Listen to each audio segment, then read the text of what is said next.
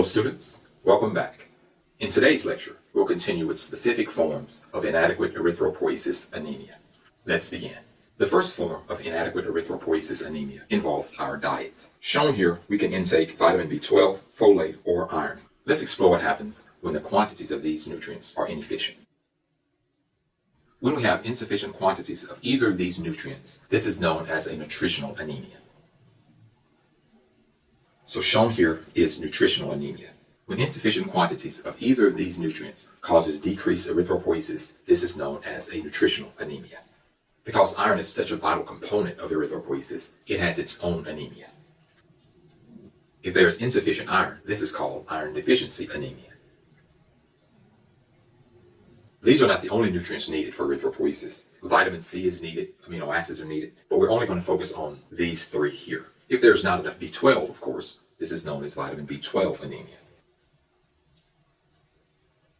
However, because vitamin B12 is so abundant in the food we eat, a pure vitamin B12 deficiency rarely exists.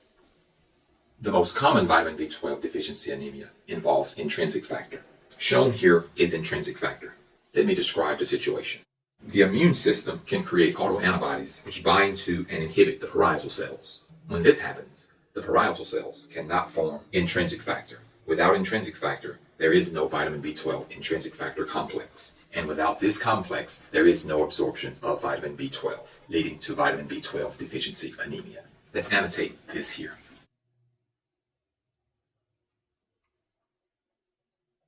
These autoimmune antibodies bind to the parietal cell, blocking its action. And when this happens, the parietal cells are unable to produce intrinsic factor. And with no intrinsic factor, there's no vitamin B12 intrinsic factor complex. And this results in intrinsic factor deficiency anemia.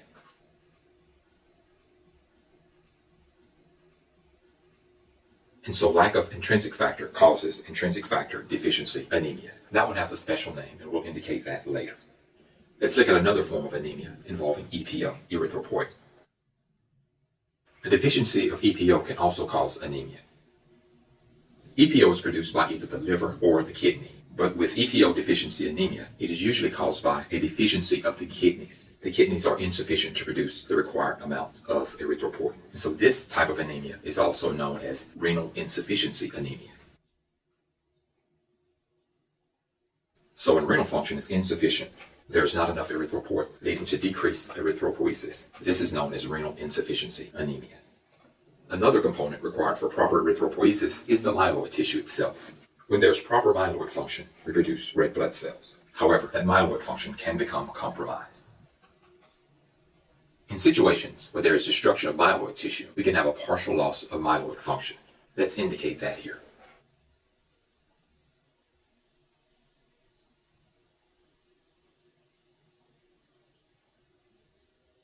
When there's partial destruction of the myeloid tissue, we have a partial loss of myeloid function, leading to reduced red blood cells. We'll name this type of anemia later. Let's indicate the last type of anemia. We can also have complete destruction of the myeloid tissue, leading to a total loss of myeloid function.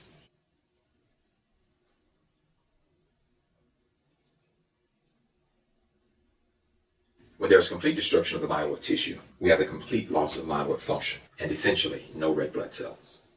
Let's number our various types of inadequate erythropoiesis anemia. 1, we have nutritional anemia. 1A, we have iron deficiency anemia. 1B, we have vitamin B12 deficiency anemia.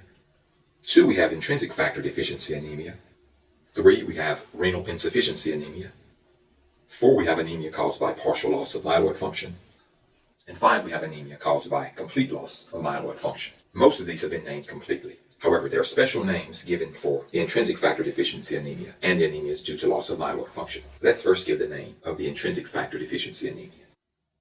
Intrinsic factor deficiency anemia is also known as pernicious anemia. It is a type of vitamin B12 deficiency anemia. Anemia due to partial loss of myeloid function is also known as hypoplastic anemia.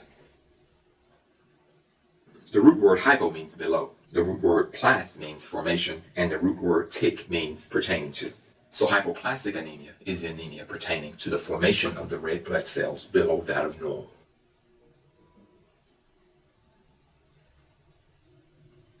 So hypo means below, plas means formation, and tic means pertaining to. And so this is hypoplastic anemia, where there's a partial loss of myeloid function.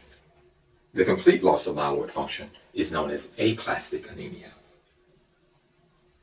Again, plas means formation, tic means pertaining to, and in this case, A means no. So aplastic anemia is the anemia pertaining to no formation of red blood cells.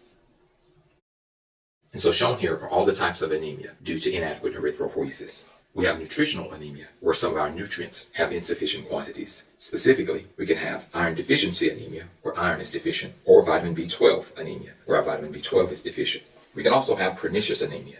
With pernicious anemia, the immune system produces autoantibodies, which bind to our parietal cells of the stomach, preventing them from creating intrinsic factor. Without the intrinsic factor, the vitamin B12 intrinsic factor complex can't be formed. And without this complex, the vitamin B12 cannot be absorbed into circulation. This is pernicious anemia. A third type of anemia is erythropoietin deficiency anemia. This is normally caused by insufficient renal function, so it's known as renal insufficiency anemia. Our fourth type of anemia is due to destruction of the myeloid tissue. Partial loss of myeloid function is called hypoplastic anemia, and complete destruction of the myeloid tissue is called aplastic anemia.